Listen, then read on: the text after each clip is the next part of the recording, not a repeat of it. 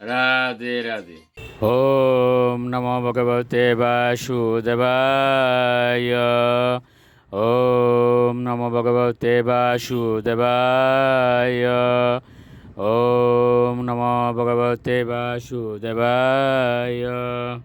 শ্রীমদ্ ভাগবত চতুর্থ স্কন্ধ পুষণম ষষ্ঠ অধ্যায়। ব্রহ্মা শিবকে প্রসন্ন করলেন। শ্লোক 26। স্নান বিভ্রষ্ট নবকুঙ্কুম পিঞ্জরম বিতৃষ অপি পিবন্তম্ব পায় অন্তু গজাগজীয়।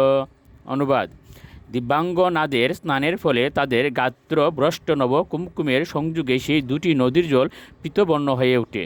তখন স্নানের জন্য সেখানে আগত অস্তিনীগণ সহ অস্থিরা তৃষ্ণার্ত না হলেও সেই জল পান করে। শ্লোক 27।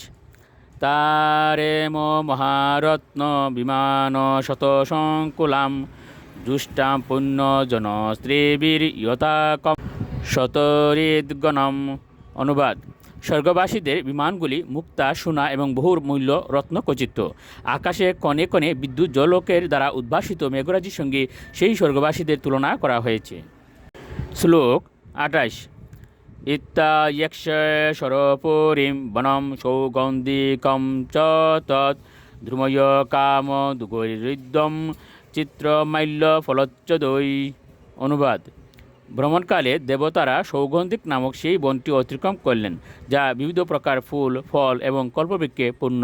সেই বনের উপর দিয়ে যাওয়ার সময়ে তারা যক্ষেশ্বর কুবেরের পুরীও দর্শন করলেন। শ্লোক 29।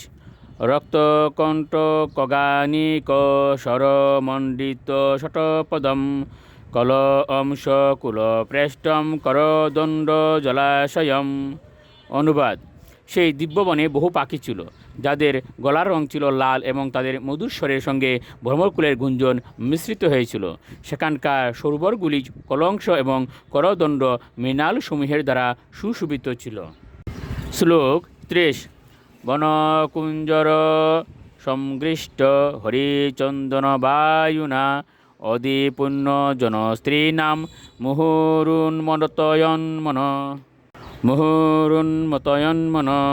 অনুবাদ: সেই পরিবেশ চন্দ্রমণির সমেত বন্য অস্থির পালকে প্রভাবিত করে এবং সেখানকার সমীরণ যক্ষপত্নীদের চিত্ত রতি সুখের জন্য উন্মোচিত করে। রাধে রাধে।